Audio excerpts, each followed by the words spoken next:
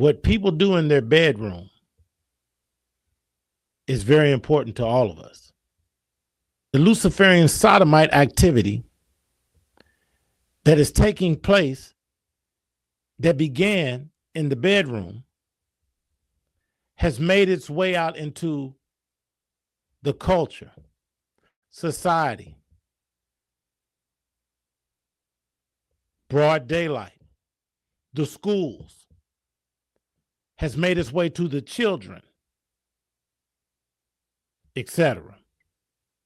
It may have began in the bedroom,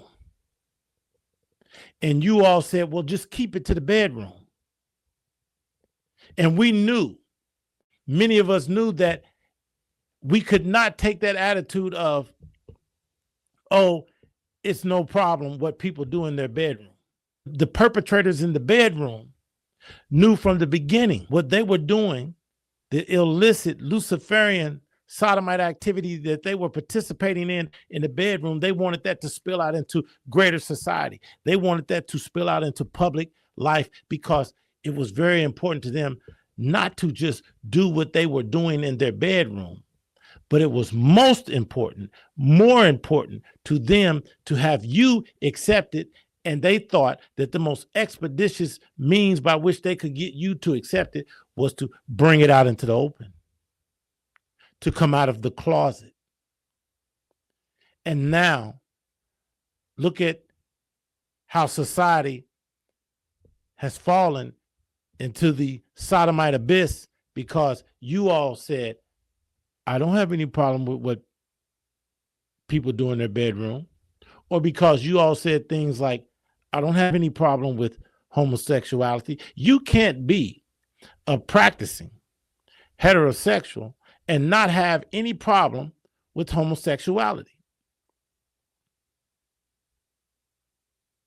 And if you claim that, then I'm going to expose you as a fraud.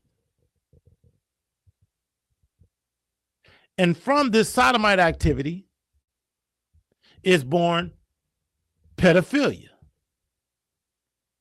These are not two separate things. These things are intertwined. There's no denying that, but it's convenient for people of my ilk on my side, so-called conservatives and Republicans, to never say that publicly. Now, what baffles me isn't just that secular academia dismisses the notion of God and operates with the assumption that he doesn't exist, but while exhorting this belief, seems like they invest countless dollars, resources, searching space for some intelligent, powerful being that placed them here on earth to tell them a purpose, a reason why they're here. By definition, wouldn't that be God? Hey yo, the fool says in his heart that there is no God. How could you step at the stars and miss this magnificent art? A beautiful gift is the picture that's drawn. In creation it testifies as a witness to all.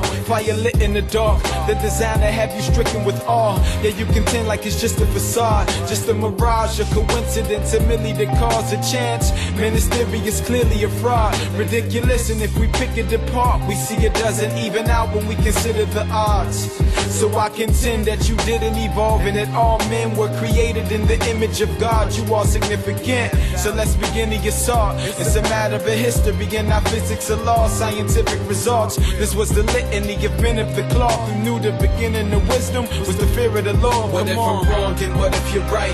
What if Jesus was just a man and wasn't the Christ? What if this life was just by chance and wasn't designed? What if there's not really a plan here for you and I?